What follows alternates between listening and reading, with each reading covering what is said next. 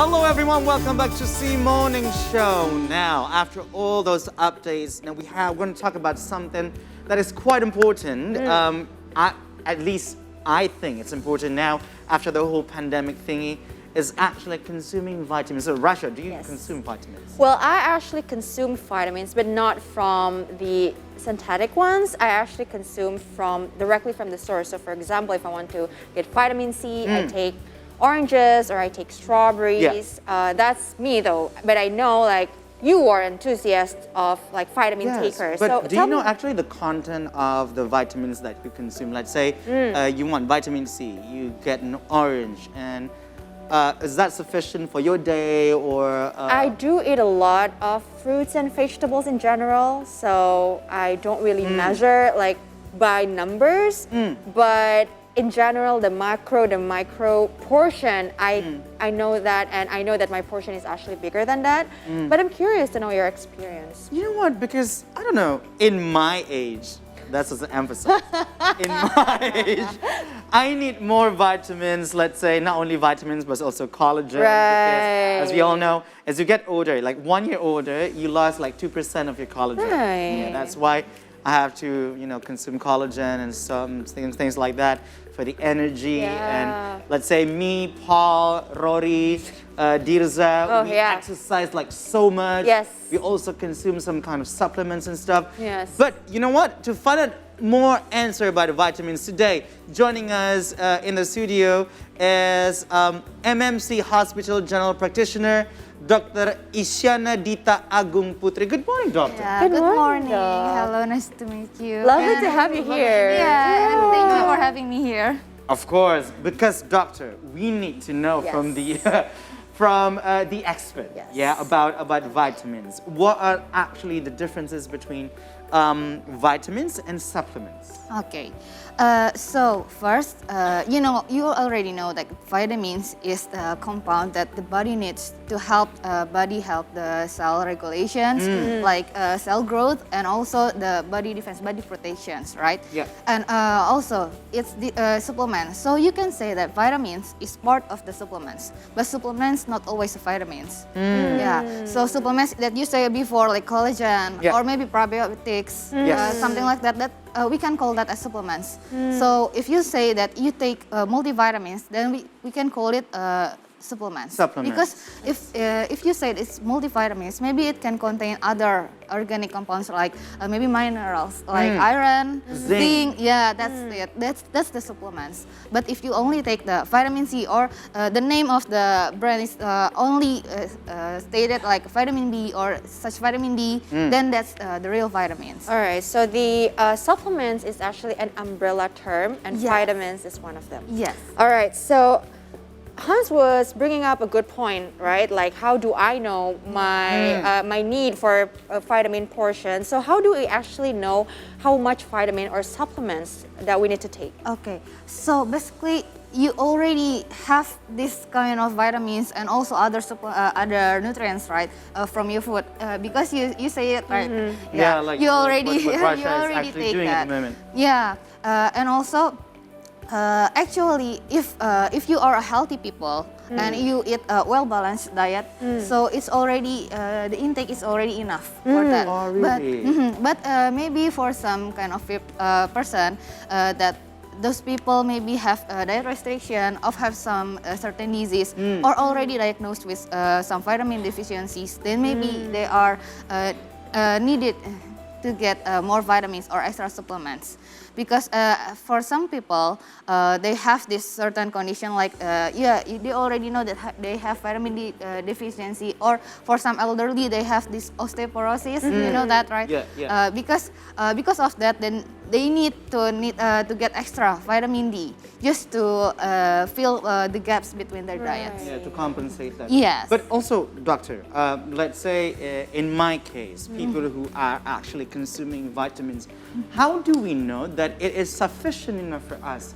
I mean, some people, they might, I don't know, they said, like, I will consume vitamin C 1,000 twice a day. I'm like, do you need that much, really? But how much do we need per day, let's say, for our body, for like those vitamins, C, D, E, B complex, multivitamins, or some source? Actually, this Food and Drugs Association already have this recommended dietary allowance, so you can search that. That's based on a healthy people, so you can see each nutrients, either micronutrients or macronutrients. You can check if your foods or drinks is already have enough intake for that. Yeah. And also if you take this food or drinks, you can check in the back label the products. Yeah, there's that label, the table there that stated how many nutrients that they have inside the package, Yeah. right? And they referring this to the RDA, the recommended dietary allowance. So you can check, and also I guess there's already applications that stated that. So you can put whatever you take and put it into there. Oh, true. Yeah, and you can count. wow. Actually, is it already enough for a day? My intake, something like that. Oh, That so is we know that macro tracker, but Yeah. also Yeah. a micro. Yeah, tracker. micro. Interesting.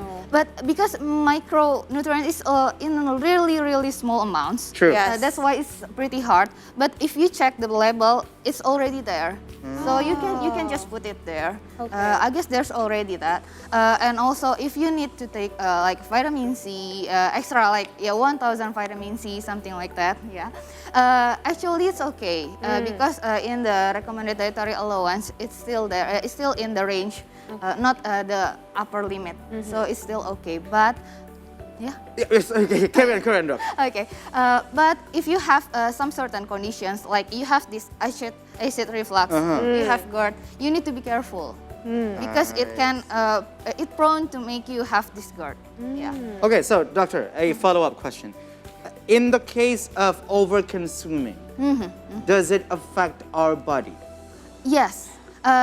In terms of over-consuming, we have these terms of hypervitaminosis.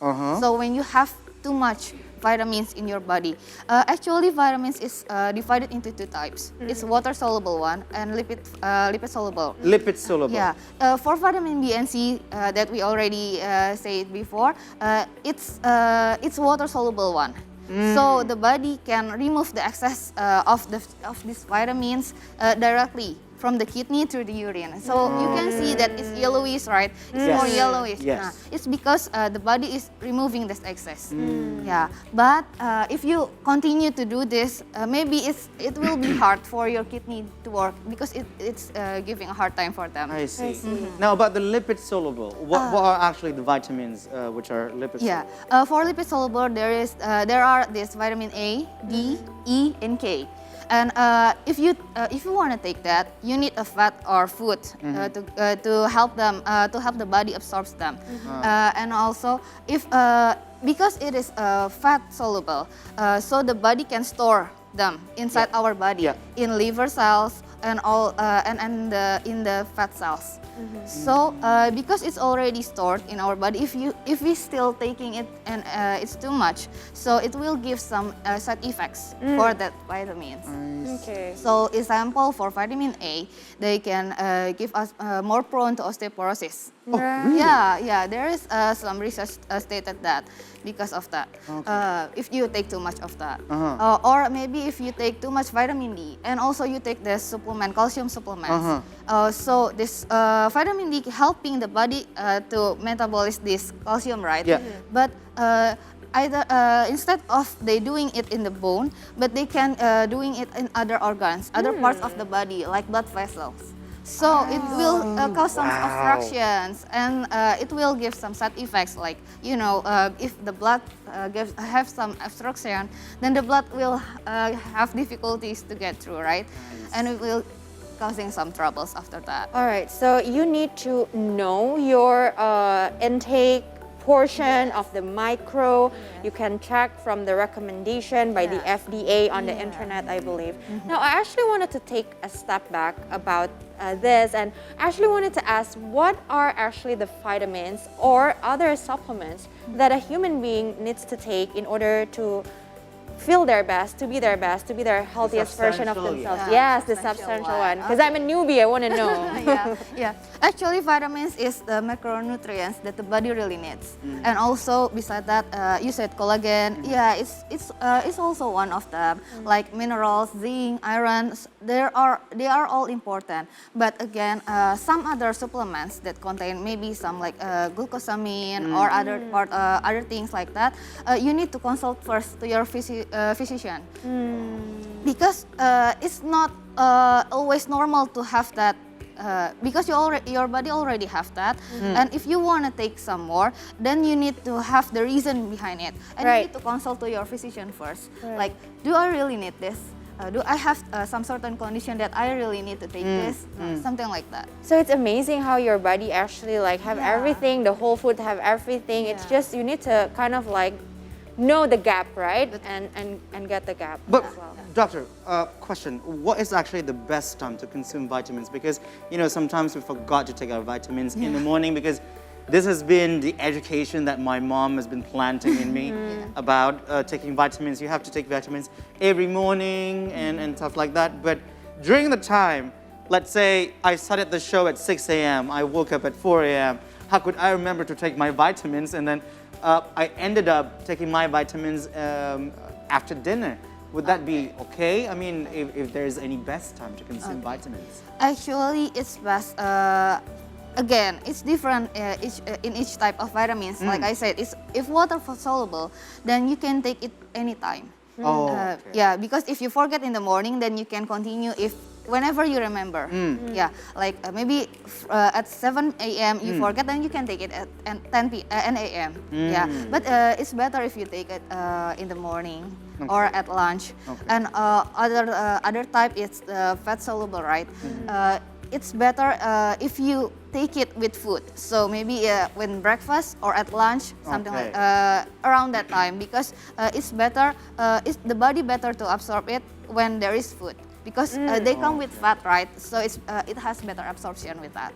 All right. So now, what is your suggestion, for example, for someone who doesn't know like any vitamins needs or supplement needs to start their journey in understanding all this and making sure that they take the right amount? So what is your recommendation? For me, we need to know if you want to take vitamins or any supplements, just keep the balance. Keep the right amount of it. Just don't take too much, because if too much, there will be any side effects, right? There will be side effects for that. And also, if you feel like you have this kind of symptoms like you fatigue or other kind of disease, you feel like you have this stingy sensations or like nerve something, nerve pain like that. Tingling Yeah, the tingling sensations. Maybe you can ask first, consult to your physician if you have any vitamin deficiencies or not. Because if you have these vitamin deficiencies, then let the physicians just give you the right amount of vitamins or supplements if needed. And also, if you have already have certain disease that you need to take regular medications, like maybe you have this heart disease or other kind of disease that you need to take that drug regularly, maybe you need to consult first, because there may be some interaction between drugs and the vitamins, just to make sure that there is no side effect between them, there is no interaction between them before you take that. Okay, so doctor, probably it's a little bit not really off topic, but it's not really vitamins, like what I was saying earlier about consuming collagen and stuff like that. Yes. It is actually a thing for me after hitting 30. I started to think about, consuming more supplements beside of the basic vitamins like C, D, E, B complex and something like that. But at what age should we think of consuming more supplements which are age-related? Let's say ginkgo biloba, glucosamine. Like ginkgo biloba is for your brain, glucosamine for your joints. I'm old. Like collagen and something like that. At what age should we start? Actually, yeah, around this age is already good enough. But again, So 30. Yeah, so 30. 30 is already good enough if you want to start. But again, you need to check. to prioritize which one is better. Maybe for collagen is for the skin, right? Yeah, so it's good, and maybe it's less side effect for if you're taking that. But again, if you say that glucosamine, then we will need to reassure that if you have some condition in your bone, in your when you walk in, do you have any pain or something like that? If you have that, maybe it's better to check to the doctor first. Okay. So we just assess if you have the symptoms or not, Yes. and then consult. Yeah. And after that, you Yeah. can consume that. Because there are some studies that shows that if you take another supplements like it's from outside, not just from food, it's not really that good. Yeah. Okay. The I output actually- is not the outcome not near. I actually read this in a book called Integrative Nutrition, where the mixture of the whole supplements and vitamins makes a difference compared to a synthetic where you make a specialized vitamin or supplements or minerals. So that might matter. But I think what you said, right? If we see symptoms or deficiency, but what you said also, Hans, where I want to be more this, right? Like I want to take care of this and that, and I think that's fine. But maybe you just need to consult Yeah. with a physician. Because Exactly. too much is not really good. Yes, everything too much is not really good. Okay, doctor, the last one. There's a notion that too much of vitamins, let's say vitamin C and something like that, can cause some residual buildup in your kidney, let's Yeah. say.